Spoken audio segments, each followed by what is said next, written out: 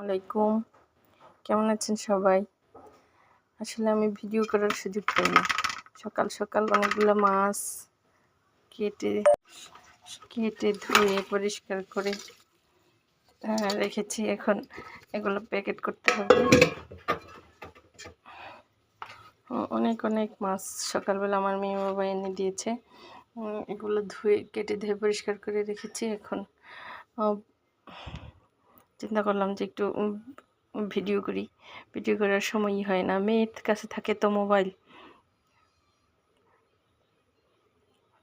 এর জন্য ভিডিও করতে পারি না। সবচেয়ে বড় কথা হলো আসলে একটা মেয়ের শ্বশুরবাড়ি বলতে রান্নাঘরই তার জীবন হয়। এই সকালবেলা নাস্তা টাস্তা রান্না করলাম, তারপরে মাছ নিয়ে আসলো, মাছ কেটে ধুয়ে পরিষ্কার করে আমি ভিডিও বানানোর কোনো সুযোগ পাই না।